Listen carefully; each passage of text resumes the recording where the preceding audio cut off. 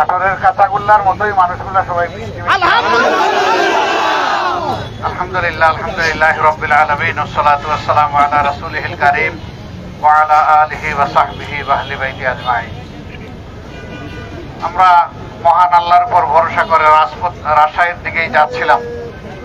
রাস্তায় আপনাদের সাথে মোলাকাত। আমি বিশ্বাস করি আল্লাহ তাআলার ভালোবাসায় আপনারা এখানে জড়ো হয়েছে। আলহামদুলিল্লাহ। তার জন্য আমাদের এই ভালোবাসা আল্লাহর জন্য। আল্লাহ তাআলা এই ভালোবাসাকে কবুল করুন। আমিন। এই ভালোবাসার উসিলায় বাংলাদেশকেও আল্লাহ ভালোবাসেন। আমিন। বাংলাদেশকে এমন একটা দেশ হিসেবে আল্লাহ মিলেমিশে সবাই মিলে আমরা যাতে করতে পারি সেই তৌফিক দান করুন। আমিন। হিন্দু মুসলিম বৌদ্ধ খ্রিস্টান সকলের কাজেই সকলের সহযোগিতা লাগবে একটা ভালো দেশ গঠন করার জন্য। আমরা চাই যে সমস্ত মানুষ দল ধর্মের ঊর্ধ্বে উঠে মানুষ হিসাবে এই দেশে সম্মানের সাথে বসবাস করবে। যার যার কর্মক্ষেত্রে সবাই সম্মান এবং নিরাপত্তার সাথে কাজ করবে।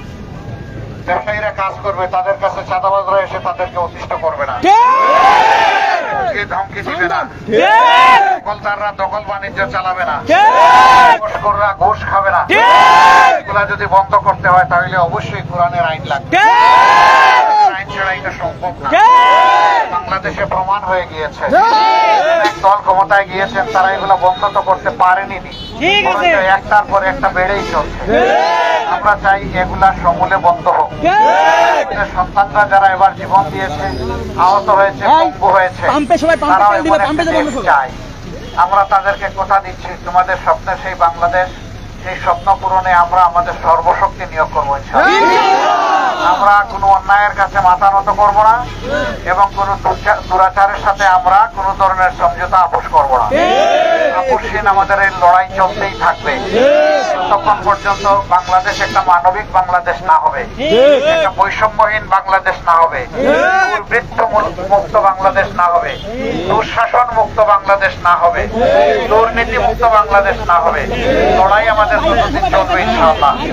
এই লড়াইয়ে বাংলাদেশের জনগণকে আমরা সাথে চাই, পাশে চাই। আপনারা পারবেন জনগণকে আপনাদেরকে তৌফিক দান করুন। নাটোরবাসীর উপর আল্লাহ রহম করুন। আল্লাহ তাআলা আপনাদের সংগ্রামে আপনাদের